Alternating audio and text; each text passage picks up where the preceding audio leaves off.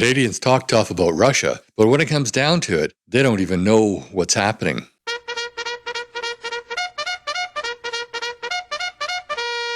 Hey everybody, welcome to my channel. I hope you're having a great day. Melanie Joly was questioned on Power and Politics a couple of days ago about why Canada is sending a patrol vessel, a military patrol vessel, the HMCS Margaret Brooks, to Cuba to celebrate bilateral relations at the same time that Russia has military vessels in port and they are conducting military exercises in and around Cuba. The US, and I suppose Canada as well, have known that Russia was on their way to Cuba for many days now. Analysts say that the U.S. Navy has been tracking them since they left port in Russia. Former President Trump, of course, blaming President Biden for Russia docking warships in Cuba. Moscow sent a fleet to Cuba on Wednesday, including a nuclear sub, to conduct military exercises in the Atlantic. Well, the next day, the U.S., we sailed our own fast-attack nuclear-powered submarine to the naval base in Guantanamo Bay. U.S. Southern Command says the sub's visit was pre-planned. But all this comes amid the tensions between the U.S. and Russia over the war in Ukraine. Who knows more about this than Dan Hoffman, former CIA station chief in Moscow, among other places, who joins us now. Dan, always good to see you. Is Putin yet again poking, at the U.S. and poking at us by doing this? Yeah, this is just another part of his strategy of rhetorical nuclear brinkmanship. He knows that if he threatens the risk of nuclear war, that the United States responds by seeking to de-escalate. That's why he's holding military exercises right now, nuclear exercises with Belarus. It's why he threatened nuclear war when Finland was planning to join NATO, and threatened nuclear war at the very beginning, the onset of Russia's invasion of Ukraine. Each time, the Biden administration has delayed giving Ukraine what they needed. First, it was Javelin anti-tank weapons and long-range artillery and tanks, all the things Ukraine needed for their counteroffensive last summer. So this is Putin dialing up the pressure right now, seeking to influence the United States so that we won't permit Ukraine to use some of the weapons we've given them to strike inside Russian territory.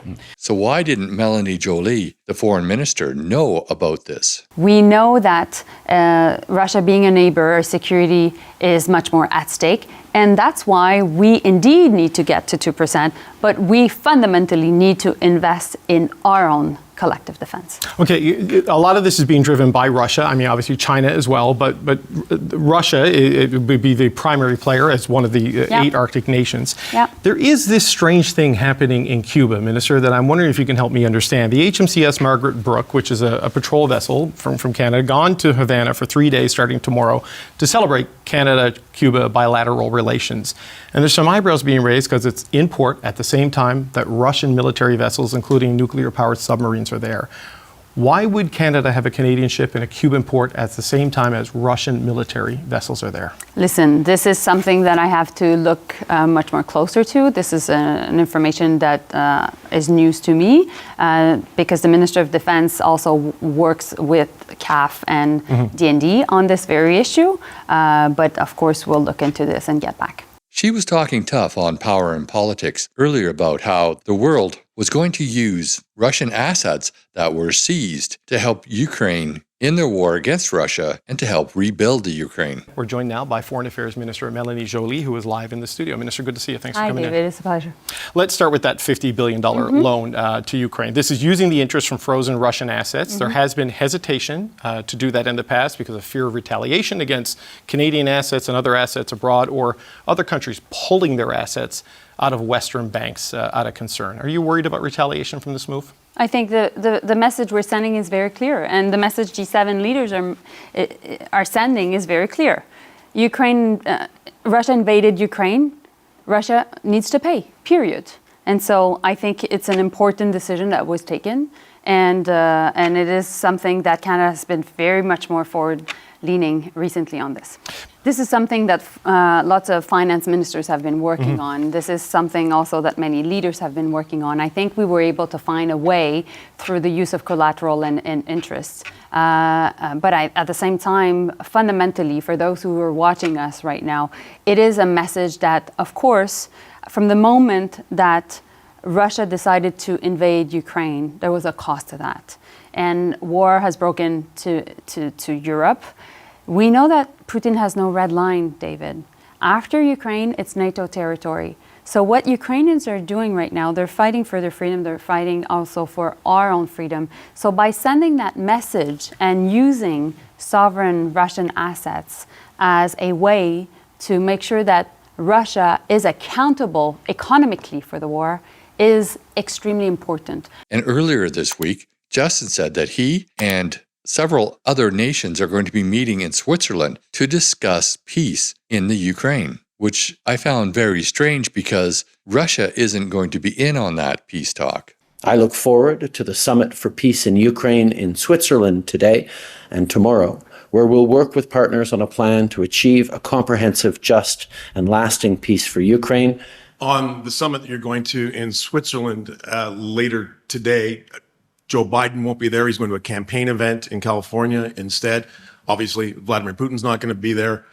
What are your expectations for what could come out of this? And is it really going to make any tangible differences? There are close to 100 countries that have chosen to be part of this peace process.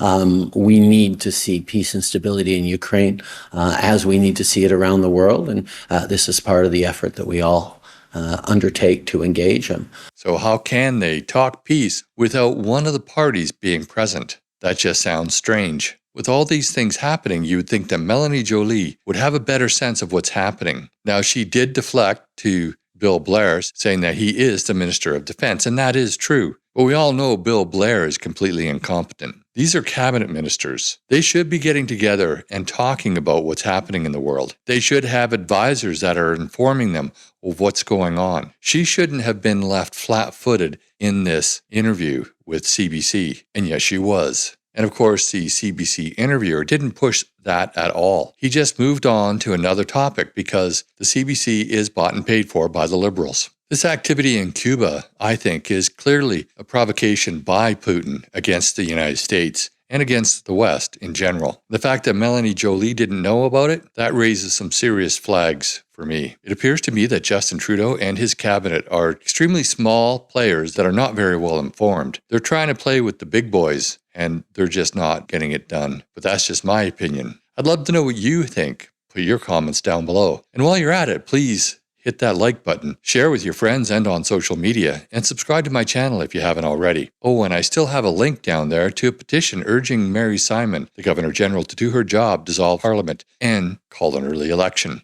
If you agree with that, I encourage you to go and follow that link and sign that petition. One more thing. I do have a new channel, Cavalryman USA. If you'd be interested in my take on US politics, I encourage you to go to that channel and check it out. And there's a link in the description for that as well. Thanks for watching, and I'll see you in the next video.